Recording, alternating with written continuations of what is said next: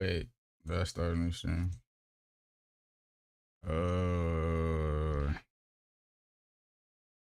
Yeah.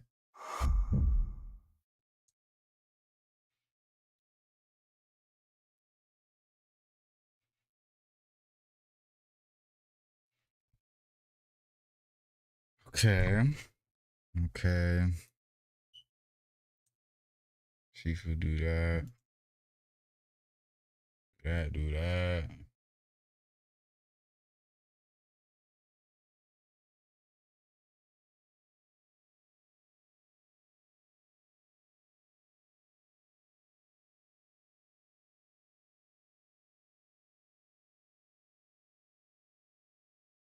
Wait, did I start a new stream? Oh, what the fuck?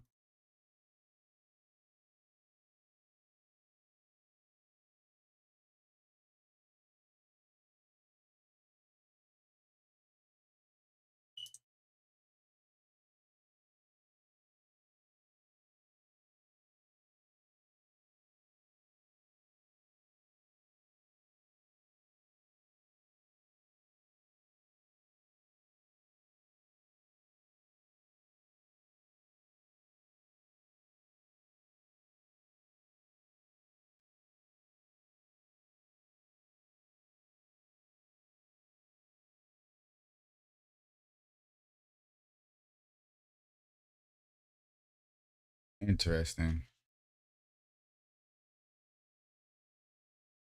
Okay. Okay. This is good. This is good.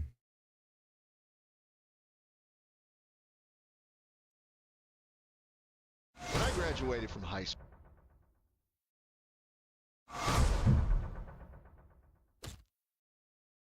All right, this is the real test.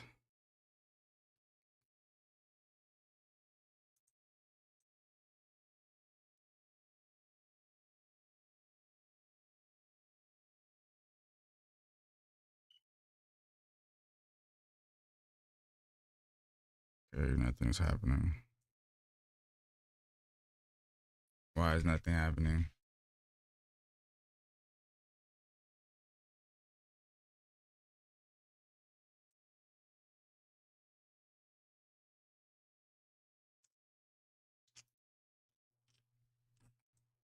Why is nothing happening?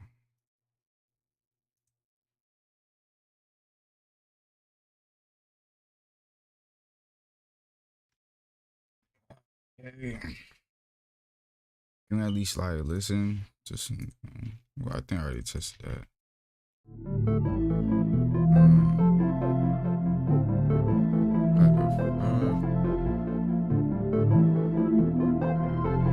Is it red?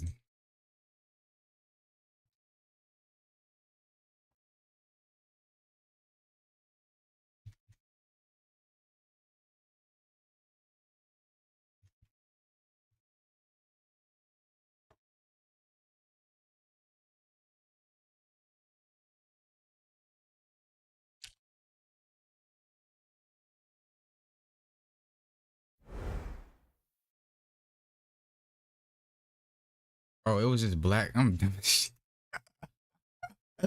I'm dumb as shit. It was just black screen, bro. I'm dumb as shit.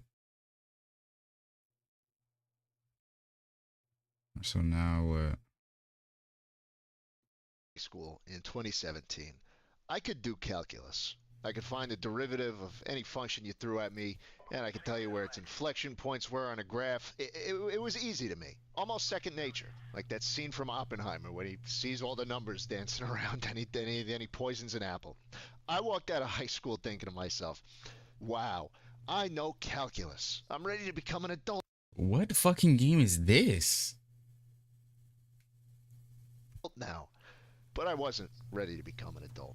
In fact, none of the things you actually need to know to become an adult were ever taught to me in school. The most important of which, in my opinion, being personal finance and investing. I didn't know the difference between a bank and a brokerage, between a stock and a fund. After a I knew I couple of should years be is crazy, investing. I bro. knew I Chill. wanted to invest, but I didn't It's know not even what finna to be a long invest in, stream. or hell, even how to start doing it.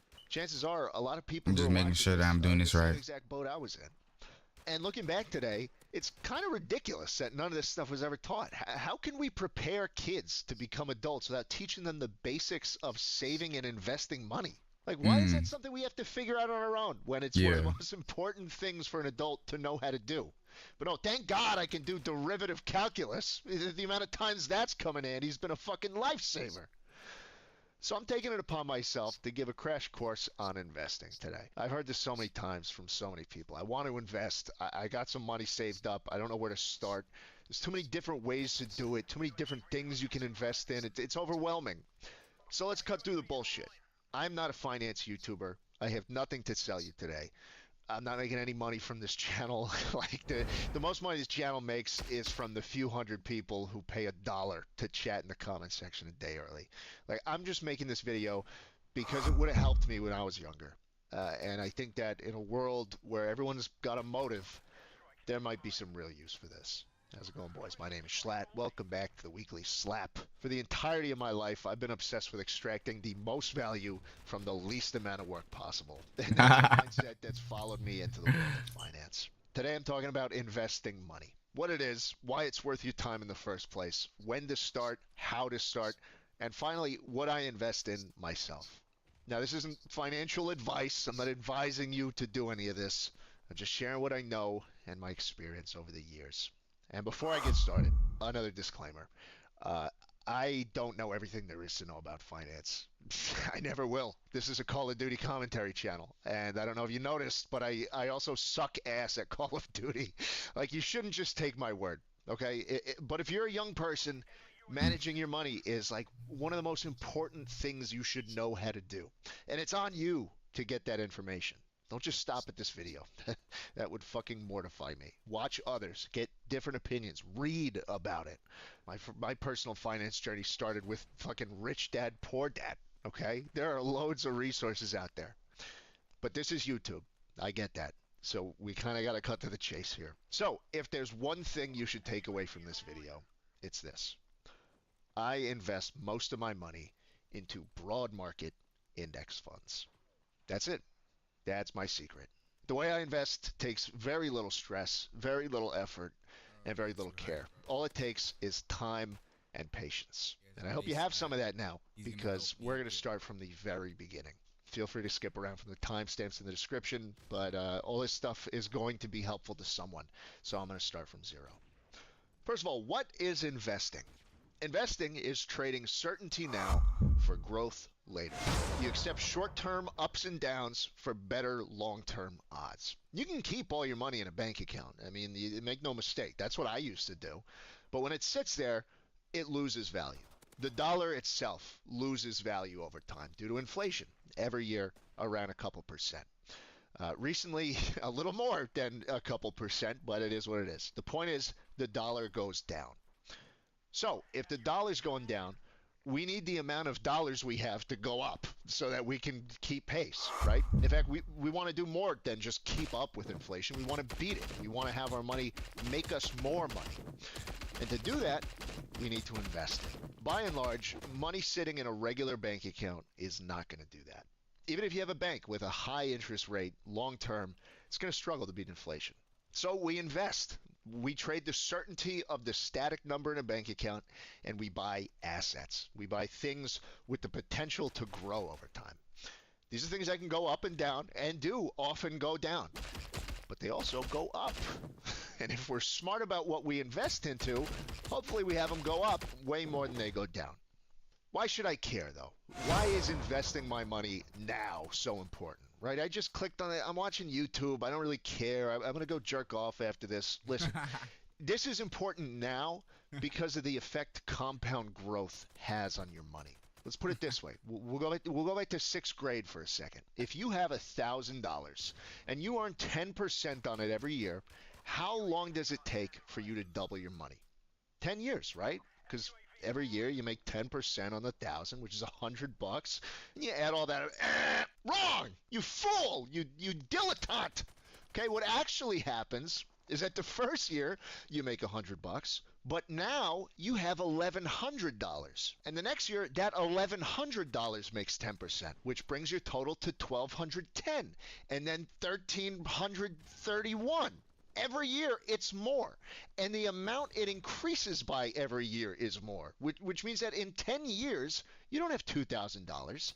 You have $2,600. And then in another 10, you've got $6,700, and then $17,000, up and up and up exponentially. That's the power of compound growth.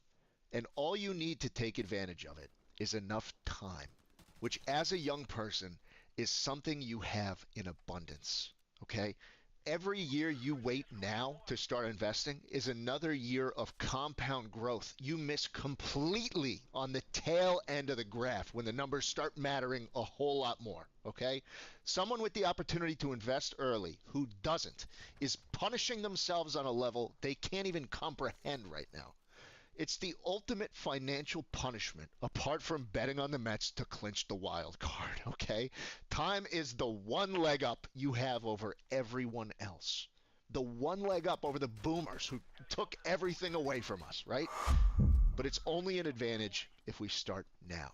I know what you're thinking. Schlatt, how can we guarantee 10% returns each year? We need the returns be consistently positive for compound growth to even work. This whole thing is poppycock. And you're right. The reality is you can't guarantee it. But again, if we're smart about how we invest, we can get pretty damn close.